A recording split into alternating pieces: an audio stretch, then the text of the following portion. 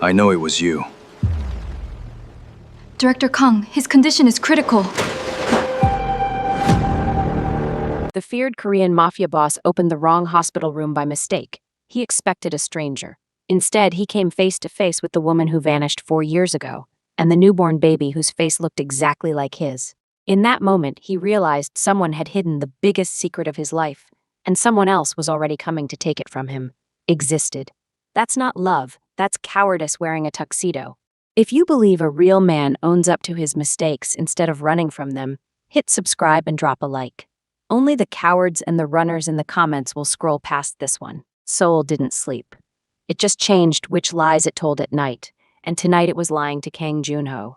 He'd built his entire empire on the belief that he could see 3 moves ahead of anyone. Rivals, cops, even God, if God ever decided to get involved in his business. Men called him the Quiet Storm. Not because he was calm, because by the time you heard him coming, you were already drowning and too proud to admit it. Tonight should have been simple. A bullet had found his lieutenant instead of him, and Seoul Grace Private Hospital, the kind of place where money bought silence and silence bought survival, had been locked down floor by floor, cameras scrubbed, guards posted.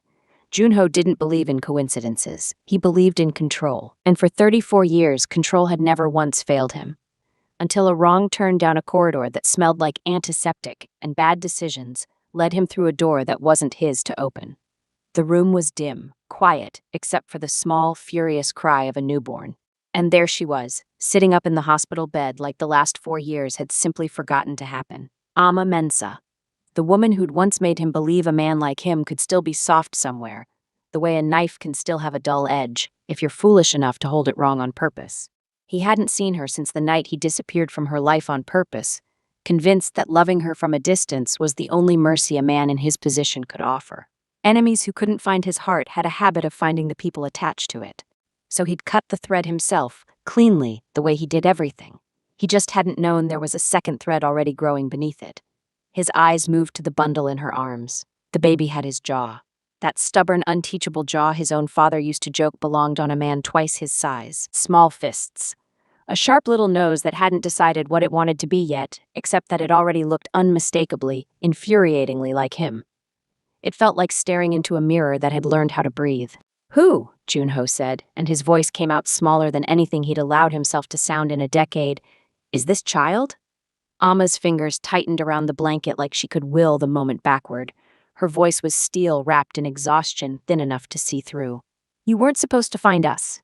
6 words. They landed harder than the bullet currently lodged in his lieutenant's shoulder, 2 floors above them, and that bullet had nearly killed a man. He stepped closer anyway, because apparently grief made him stupid in ways violence never had. The baby's hand found his thumb and wrapped around it with a grip that had no business being that strong, that certain. Like the boy already understood the family business. You hold on, or you get left behind. For a man whose enemies swore he didn't have tear ducts, that was the part that nearly broke him. "I never wanted him to grow up surrounded by blood and fear," Ama whispered, watching him carefully, like she was deciding in real time whether he was still the man she remembered or just wearing his face. "I wanted him to have a chance." Junho opened his mouth to answer her, and that was the exact moment the lights in the hallway outside flickered, once, then steadied. 3 floors down, in a parking structure that didn't ask questions of cash, a black sedan sat with its headlights off and 2 men inside who didn't believe in coincidences either. They believed in opportunities wearing coincidence as a disguise. They'd been watching this hospital for 3 weeks. They knew exactly which room they were here for, and neither Junho nor Ama had any idea the countdown had already started. The cry that tore through room 412 wasn't the baby's this time. It was the monitor by Ama's bed, beeping in a rhythm that meant nothing good, and for 3 full seconds Junho forgot he was supposed to be the most dangerous man in Seoul. He was just a man whose hands didn't know what to do. "He's fine," the nurse said quickly, sliding between them to check the baby's vitals. "It's her blood pressure. She needs to rest." Ama waved her off with the particular stubbornness of a woman who'd given birth 12 hours ago and still hadn't been allowed to feel safe for a single one of them. "I've rested enough. I need answers." So did Junho. He turned to the nurse, a young woman with tired eyes and a name tag that read Soo-jin, and asked the only question that mattered. "Who else has been in this room tonight?" Something flickered across her face. "Quick." Practiced, gone before most men would have caught it. He wasn't most men. Just hospital staff, she said. Try again. Sujin's composure cracked at the edges, the way cheap plaster does when you lean on it too hard. There was a woman. Earlier, she said she was a relative, checking on the transfer paperwork. I didn't think. You weren't paid to think, Junho said, and the words came out quieter than a shout but landed twice as hard. You were paid to forget you saw anything, so who paid you more to remember? The nurse didn't answer. She didn't have to. Her silence was answer enough, and Junho had spent 15 years learning how to read silence like other men read newspapers. Outside, his men had finally caught up to him. 2 bodyguards filling the doorway, confusion stamped across faces that had never once seen their boss stand still this long in a crisis. Sir, the East Wing is locked. Lieutenant Park is stable, but lock the West Wing too, Junho said. Nobody in or out without my signature. Nobody. Amma watched all of this with the particular horror of a woman realizing the fairy tale she'd told herself for 4 years. He's gone, he's out of our lives, we're safe because we're invisible, had just been demolished in under 10 minutes. This is exactly what I was afraid of, she said. The moment you knew about him, the moment anyone connected to your world knew about him, he stopped being a baby and started being a target. He was already a target, Junho said grimly. I just didn't know it yet. Neither did you. That stopped her. What are you talking about? He didn't answer right away because he was still doing the math himself, counting backward through every strange phone call he'd dismissed this month, every supplier who'd suddenly gone quiet, every small inconsistency he'd filed under paranoia instead of pattern. The Yoon family had been too quiet for too long. Quiet in his world was never peace. It was reloading. There's a woman downstairs who flagged this room, he said slowly. Paid in cash. That's not random. That's reconnaissance. Someone has been watching you, Amma, maybe for weeks. Her hand went instinctively to the baby, pulling him closer, as if proximity could be its own kind of armor. Watching me for what? For exactly this moment, Junho said. For the moment I'd finally know he exists. A son nobody can prove isn't valuable until somebody decides to prove it. To my enemies, he's not a baby. He's leverage with a heartbeat. The words tasted like poison coming out of his mouth, mostly because he knew they were true, and partly because 4 years ago he'd promised himself he'd burned every bridge connecting her to this life. Apparently, bridges had a way of rebuilding themselves out of nothing more than blood and bad timing. Down in the parking structure, the black sedan's headlights finally clicked on, not aggressively, patiently. The kind of patient that came from men who already knew which elevator led to which floor, and which floor led to which room, and who weren't in any hurry at all, because they believed, correctly, that Junho's lockdown would only buy minutes, not safety. Junho looked at the nurse one last time. Who's coming, Sujin? And how long do we have? Her voice, when it finally came, was barely above a whisper. They said sunrise. They said it would look like an accident. Sunrise. The word sat in the room like a third presence, patient and indifferent, the way bad news always is, right before it becomes worse news. Junho checked his watch. 2 hours and 11 minutes until the sky outside Seoul Grace turned the color of an excuse. The soft gray that hospital administrators loved, because soft gray made it easier to wheel a patient out for transfer without anyone asking why the transfer paperwork had been signed by a name that didn't exist. Sujin, he said, careful now, the way a man speaks to a witness he still needs alive and talking. Who told you it would look like an accident? The nurse's hands trembled around the chart she was still pretending to read. A woman, older. Expensive coat, the kind that doesn't come from a salary like mine. She didn't give a name, she gave a number, and half of it up front. Description. Sharp eyes, a scar near her left eyebrow, thin, like a paper cut that never healed right. Junho's jaw tightened. He knew that scar. Everyone in his world knew that scar. It belonged to a woman named Director Yoon Hae-rin, the coldest negotiator the Yoon family had ever produced. A woman who'd once closed a $6 million arms deal, while her own brother bled out in the next room because, in her words, grief is for people who can afford to stop working. If Hae-rin was personally involved, this wasn't reconnaissance anymore. This was a closing move. They're not just watching, Junho said, mostly to himself. They're already inside the building. Amma's voice cut through his calculations, sharp with 4 years of practiced independence colliding head-on with a fear she clearly hated needing his help to face. Then we leave. Now, forget paperwork, forget discharge forms. I am not waiting 2 hours to find out if accident means a fire alarm or something a lot more permanent. Moving you now is exactly what they want, Junho said. An unguarded hallway, a service elevator, a parking structure with one exit. You'd be safer in a war zone than out there alone.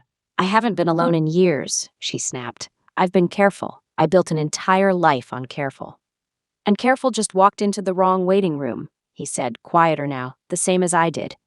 It wasn't an accusation. It landed like one anyway, and for a moment the air between them was thick with everything unsaid for 4 years. The apology he'd never gotten to give, the explanation she'd never gotten to demand, the son who'd grown inside her without either of them choosing the timing. The baby stirred, fussing softly, and Amma's whole body curved around him instinctively, the way a mother's does when the world outside stops being theoretical. A soft knock interrupted them. One of Junho's bodyguards stepped halfway into the room, his face arranged into the careful neutrality men learn when they're about to deliver news their boss won't enjoy. Sir, Lieutenant Park is conscious. Good, bring him here. Sir, he's requesting to speak to you alone, says it's about the leak.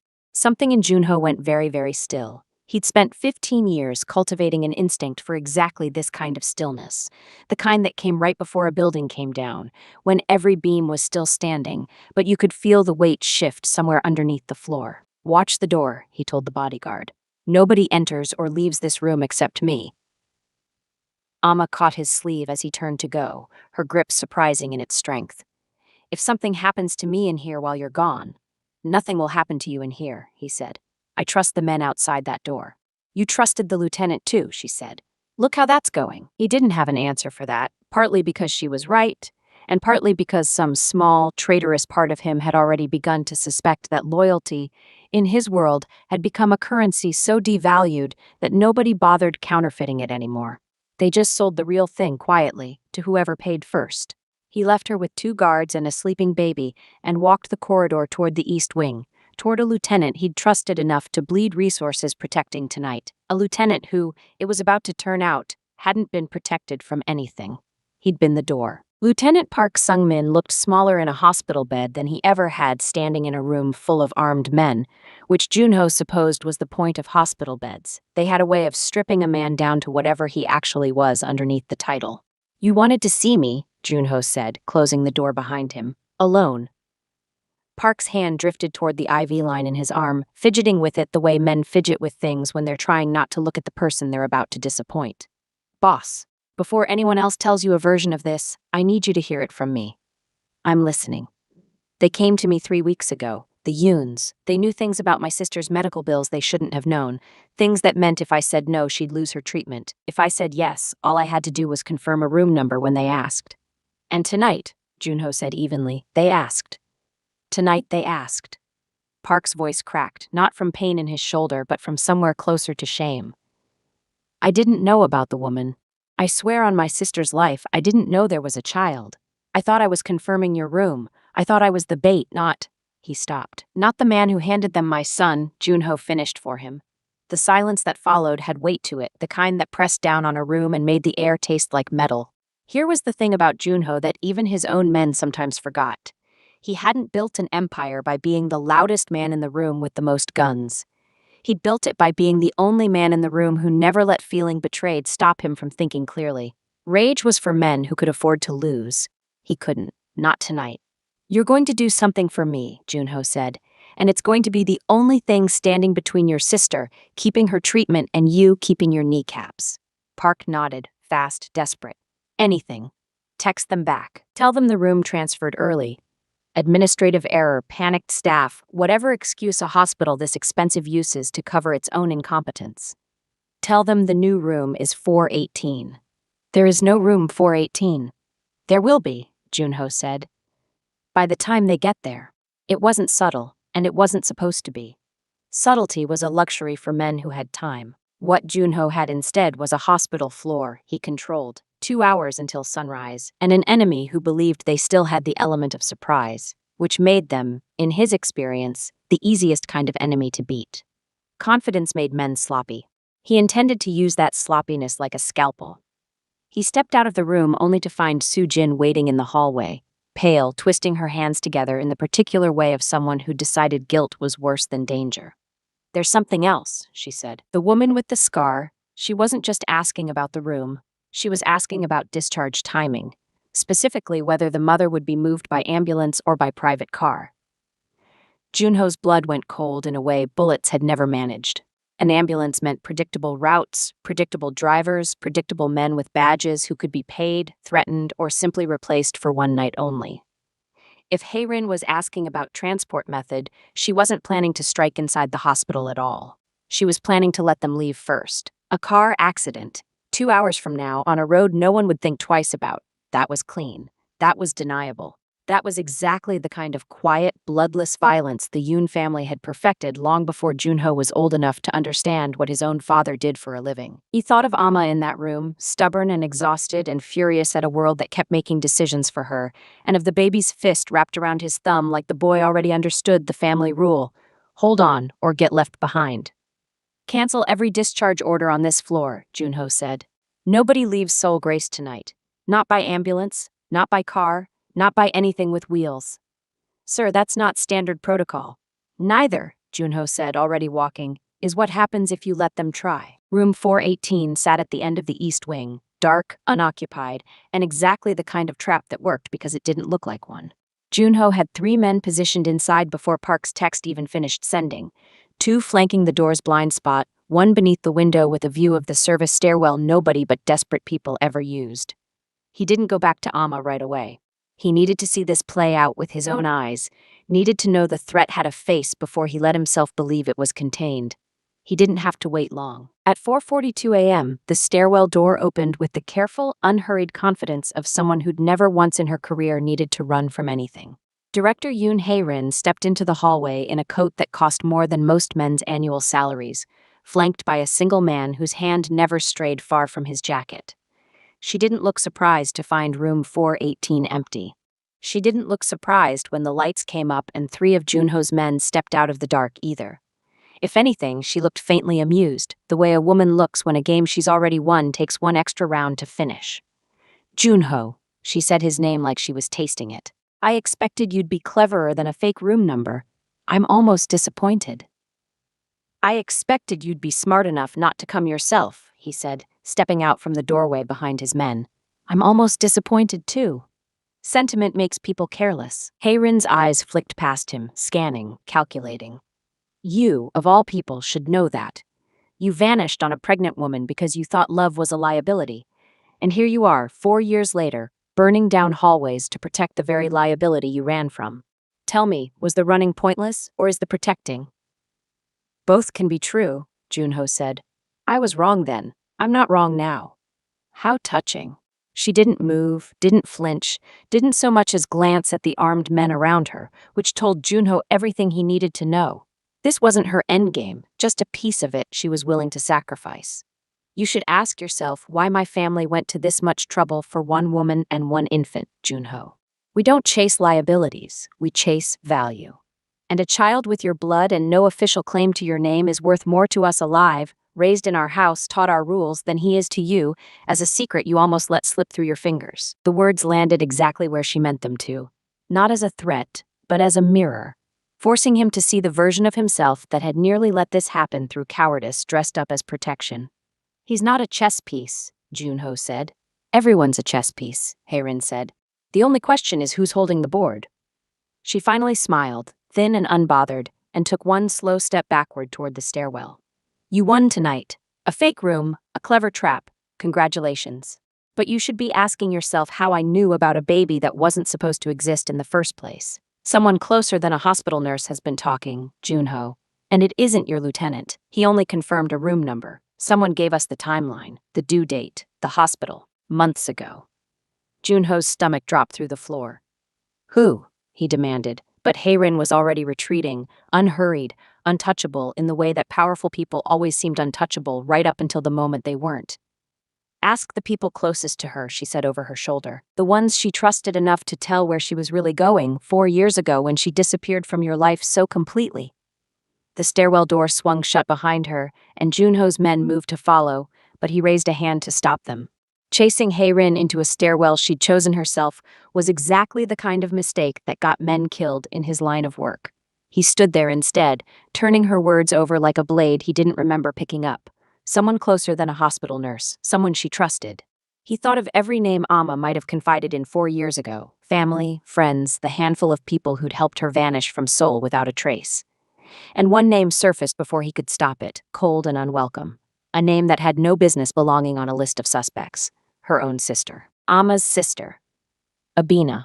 The name sat in his chest like a stone he'd swallowed whole, because if Hayrin was telling the truth, and powerful people rarely bothered lying when the truth did more damage, then the betrayal hadn't started in a hospital corridor tonight. It had started years ago, somewhere Junho had never thought to look, because he'd never imagined danger needing an invitation from inside the family Amma trusted most. He walked back to room 412 with his jaw set and his thoughts louder than the hallway around him, and the moment he stepped inside, Amma read his face before he said a single word. "What happened?" she said. It wasn't a question. 4 years of raising a secret alone had taught her to recognize bad news on sight, the way other people recognized weather. Hayrin was here. We intercepted her in a room that wasn't yours. He paused, hating what came next almost as much as he hated needing to ask it. She said someone close to you gave them the timeline, the due date, this hospital, months ago. Amma went very still, the particular stillness of a person doing the same arithmetic he'd already done, arriving at the same uncomfortable sum. That's not possible. The only person who knew where I was, who knew when I was due. She stopped. Abina, Junho said quietly. No. The word came out fast, reflexive, the way people defend the people they love before they've finished deciding whether the defense is true. My sister has hated everything about your world since the day I told her who you were. She begged me to leave Seoul. She's the reason I had somewhere safe to go. Or she's the reason they always knew exactly where to find you, Junho said, gently as he could manage, which wasn't gently at all because there was no soft way to hand someone a betrayal with her own family's fingerprints on it. Amma's hands curled into the blanket around the baby, knuckles pale. She couldn't. But even as she said it, something flickered across her face, a memory surfacing against her will. 6 months ago, she needed money. A lot of it, fast, for a business that fell through. I didn't ask where it went after I sent it. I just assumed. She didn't finish the sentence. She didn't need to. The pieces slid into place with the particular ugliness of puzzles that only make sense once you already wish they didn't. A sister drowning in debt, a family with deep pockets and an old grudge against Junho, and a younger sister's location worth exactly as much as the price of silence. I need to call her, Amma said, already reaching for her phone with hands that weren't quite steady. Not yet.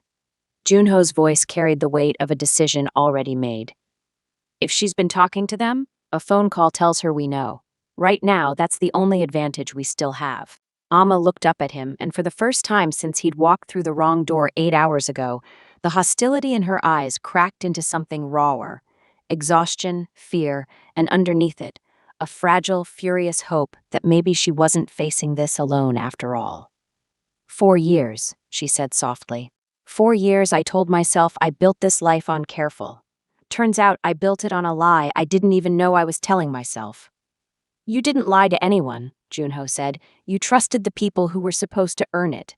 That's not the same thing as being careless. Spoken like a man who vanished instead of trusting anyone at all. It landed exactly as hard as she meant it to, and he didn't argue, because there was no argument that survived contact with the truth. Outside, the sky over Seoul had started its slow bruise toward gray. Sunrise, the deadline Sujin had whispered hours ago, now less than 40 minutes away. But the threat waiting for them wasn't an ambulance on a quiet road anymore. It was closer than that. It had always been closer than that. Junho's phone buzzed once in his pocket. A message from one of his men stationed at the hospital's main entrance.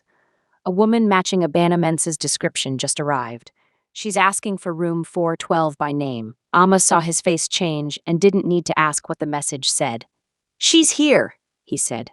Your sister is downstairs, and she knows exactly which room to ask for. Abina Mensah stood in the hospital lobby looking like a woman who hadn't slept in days, her coat rumpled, her hands choking around a paper cup of coffee she clearly wasn't drinking, just holding for something to hold. Junho had 2 choices walking down to meet her: confront her like an enemy, or give her the one thing betrayers rarely got offered, the chance to explain herself before judgment landed. He chose the second, not out of mercy, but because Amma needed the truth more than she needed revenge, and the truth came easier from a frightened woman than a cornered one. You knew, he said, no greeting, no preamble. About the hospital, the timeline, you told them. Abina's coffee cup trembled. I didn't know what they'd do with it. I swear to you, I didn't know they'd come here tonight. You sold your sister's location to the most dangerous family in this city, and you didn't think to ask what they wanted it for? I thought it was just information. Her voice cracked, raw with a guilt she'd clearly been carrying alone for months. They said they just wanted to know Amma was safe, that they were old family friends checking in. I needed the money for the business, and I told myself it was harmless, and every single day since I've hated myself a little more for believing that lie, because some part of me always knew it wasn't true. Junho studied her, not as an enemy now, but as what she actually was, a frightened, ashamed woman who'd made one catastrophic mistake out of desperation, not malice. He'd spent his whole life surrounded by people who chose cruelty. This wasn't that. This was something smaller and sadder. Does Amma know everything? He asked. All of it, not the version that makes you sound less guilty. Abina's eyes filled. I'll tell her myself, all of it. Upstairs, the reunion between the sisters was not gentle. There were tears, there was anger sharp enough to cut. There was a long silence where Amma simply held her sleeping son and stared at the wall while Abina sobbed apologies into hands that shook. But underneath the wreckage of broken trust, something else was happening too. The slow, grudging work of two sisters choosing, painfully, to start rebuilding instead of walking away. Family, Junho had learned tonight in the hardest way possible, wasn't about never breaking. It was about what you did with the pieces afterward. As for the Yoon family, Haerin's retreat down that stairwell hadn't been a surrender, but it had been a miscalculation she wouldn't get to repeat. By the time the sun actually broke over Seoul, full and orange and indifferent to the night it was erasing, Junho had already set 3 of his most trusted men to dismantling every thread the Yoons had used to find Amma in the first place. Bribed staff quietly relocated and replaced, financial trails cut, and a message sent up the chain that the Quiet Storm's family was no longer unguarded, unclaimed, or available to anyone's bargaining table. Lieutenant Park kept his kneecaps and his sister's medical coverage, and earned, slowly, the kind of second chance that came with conditions instead of trust, which Junho figured was more grace than the man had any right to expect, and exactly as much as he deserved. By mid-morning, the hospital room felt different. Quieter, not from fear this time, but from the particular peace that settles after a storm finally runs out of places left to strike. Amma sat up in bed, her son asleep against her chest, and watched Junho standing by the window like a man recalculating everything he thought he knew about strength. You could have just walked away again, she said. Once the danger passed, gone back to your world, left us in mine. I tried that once, he said, turning to face her.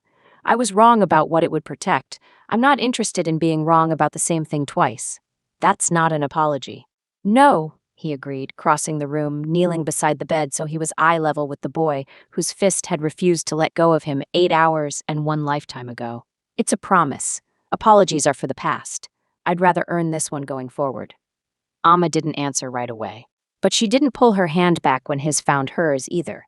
And outside the window, Seoul kept changing which lies it told at night, except in this one room. For the first time in 4 years, nobody was telling any at all.